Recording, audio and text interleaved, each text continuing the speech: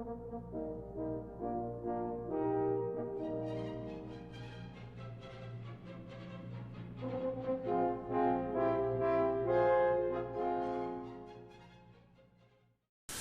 to part 4 of how to play the horn.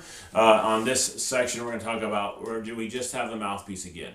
Okay, so we ended the last video with just the mouthpiece. We're going to start that way on this one. And what we were working on a little bit on the end of the last video was forming our embouchure. Embouchure is a fancy word for how you form your mouth when you play a wind instrument. Okay, so the way we do that is think of the letter M. And when you end with the letter M, when you say it, not like the shape, but just the way your mouth forms when you end with saying that letter, M, you'll notice that your lips, your corners automatically kind of come back a little bit. Your lips are curled in just slightly, okay? And that's kind of where we want to start, okay? And then again, take that mouthpiece and center it so it's right in the center of your mouth, going this way, side to side. And then kind of slide it down until you find a spot in that center that feels right. Okay, sorry, I've been talking with the mouthpiece in front of my face. So find a spot that feels right, centered this way, and then whatever feels right this way. There's a lot of discussion about how much upper lip and lower lip. For now, just find a spot that feels comfortable to you. Okay, as long as it's in the center, and you're going to be fine. So you put that in there, get these corners tight, and then blow lots of air while you go, and then buzz your lips.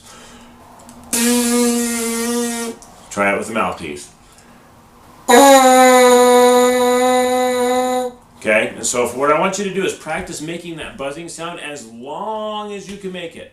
Okay, so time yourself. See how long see if you can beat your own score. See if friends or family or anybody else that's around, have them try it as well. See who can buzz that sound the longest. Okay, you have to buzz. It's a buzzing sound with your lips that are vibrating.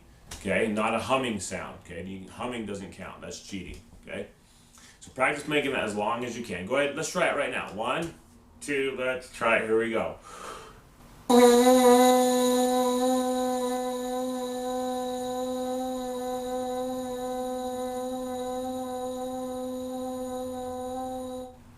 Okay, did you beat me? If you didn't beat me, do it again. See if you can beat me. See if you can buzz it longer. Okay. Notice you're going to have to take a lot of air before you start in order to do that. And just see if you can do it. Okay?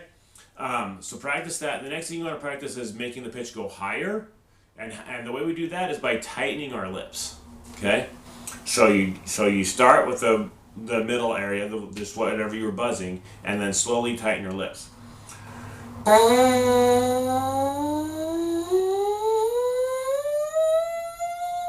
Okay, slowly tighten your lips, get them a little tighter and tighter. And you'll actually notice that they actually kind of curl in just a little bit as you go as well. Okay, then buzz that and loosen your lips.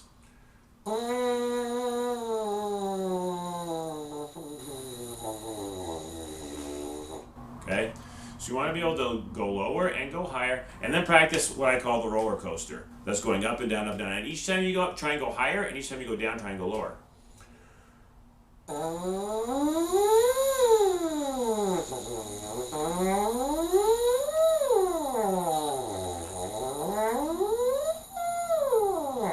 Until you run out of air. Do it all the way until you run out of air. Okay?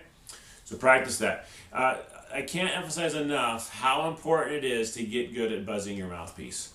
If you can buzz your mouthpiece and do those things we did, buzz a really long pitch, buzz higher and lower and higher and lower, then you're going to be able to play the horn. If you can't buzz, then you can't play the horn, because that's how we make the sound. This is where all the sound comes from. Well, this is where the sound comes from. This focuses it into the horn, and the horn just amplifies that sound.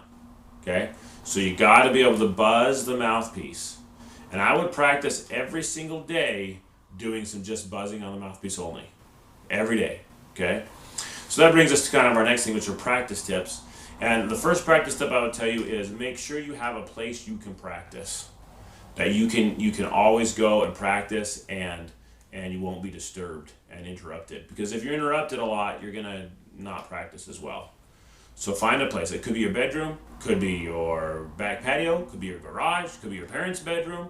somewhere that you can practice. And if you can't find a spot, talk to me. We may work it out so you can practice in the band room every day after school if you want. We'll figure it out. So we'll find a way.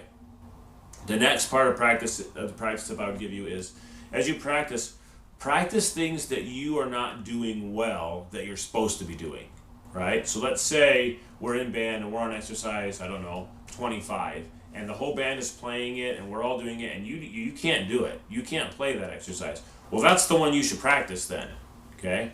Or let's say we're playing a concert piece and there's a section of the concert piece that you can't play. Well, then that's the section that you should practice. And practice it until you get better at it. A lot of students ask me, how long should practice? Actually, students don't ask me that. Parents ask me, how long should my students practice? You should practice as long as it takes until you can get the things down that you didn't know how to do before. Okay? So if that takes you an hour on a session, then practice for an hour until you get it. If it takes you 20 minutes, practice 20 minutes. And if you feel like you're getting everything all the time, then you still want to make sure you're practicing about 20 to 30 minutes a day, every day, as much as you can, okay? Especially right at first. So work on those things. This is only the 4th video. We have 4 more. And so make sure that you got all the things from the first 4 videos up to this point before you go on to the next, so that you're getting it down, okay? So practice those things, and then when you got it down, then go on to video 5. So we'll see you on that one. And on that one, we're going to cover some musical terms and things. So really important stuff. We'll catch you on the next time.